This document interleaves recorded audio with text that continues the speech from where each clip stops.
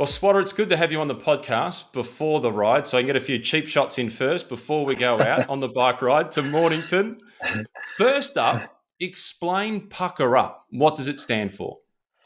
So it's a Hindi word, Maddie. And first of all, thanks for having me on the podcast. Really appreciate it. And I've been a long time listener of you and Gero.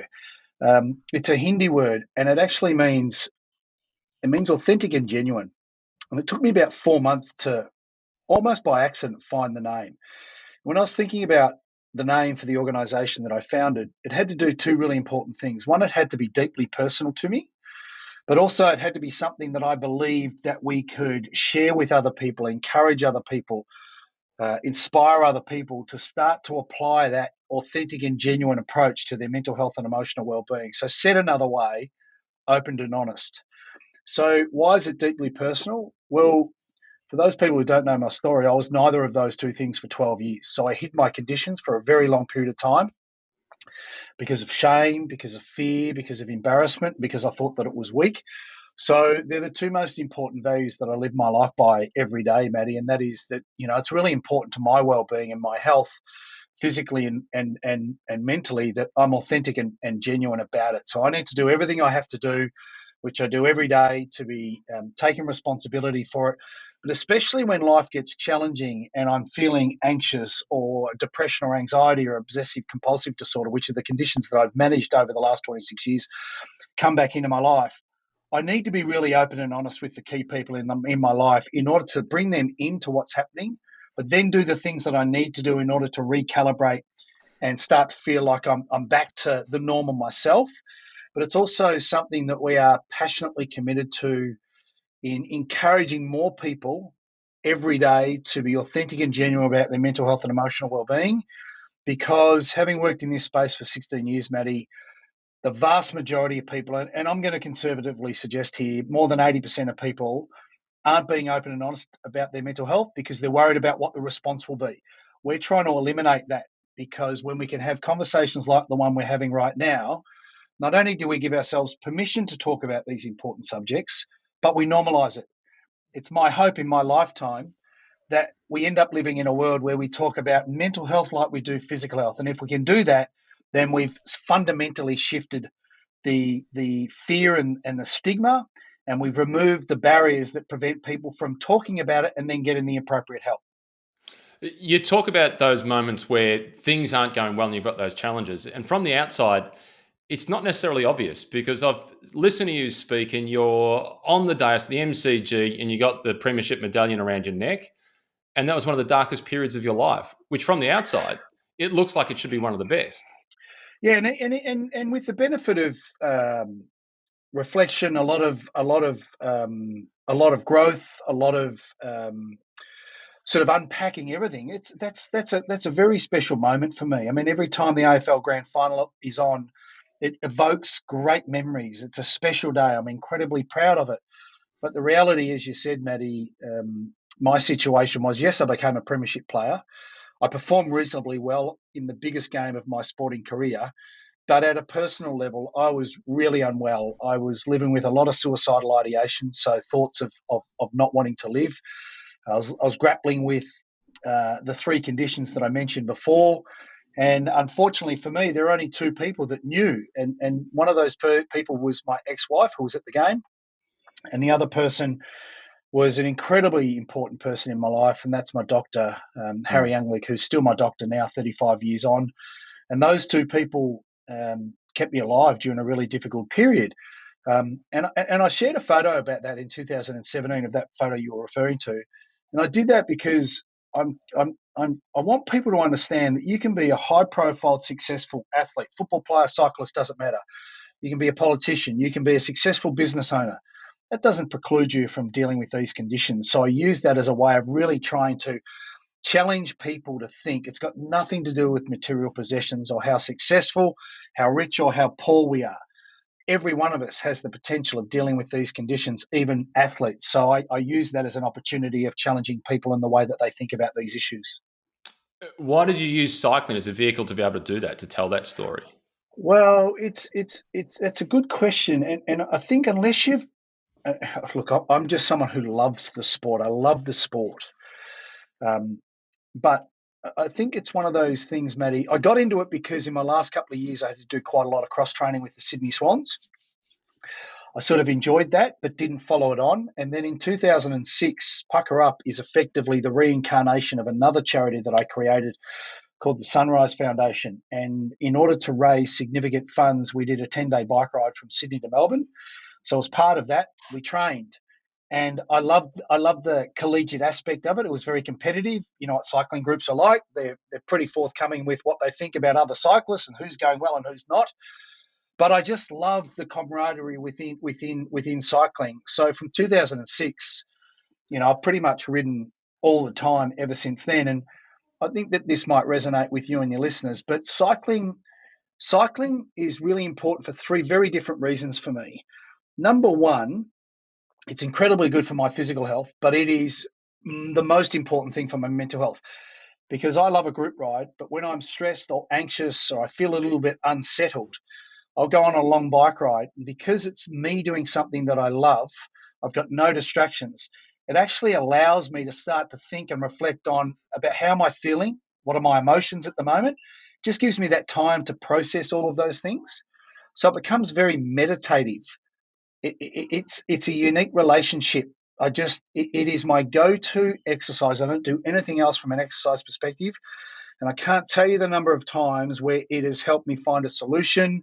It's helped me work through something that was either problematic or stressful in my life, or equally, I've come back from a ride with an idea that I hadn't thought about before. That's one of the reasons why I do it.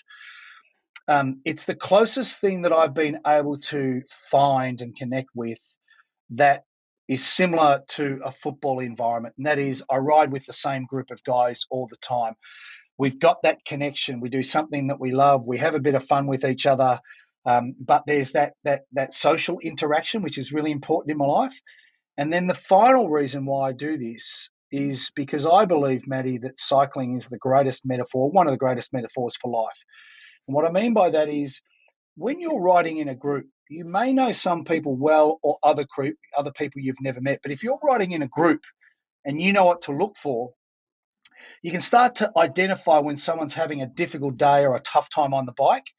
I don't need to know you really well, but I can roll around to you or roll over to you and just ask the question, "Hey mate, are you okay?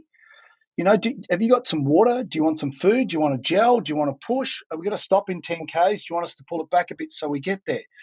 And why I believe that's the great metaphor for life from my perspective is that's exactly what we're trying to educate people to do when they're off the bike.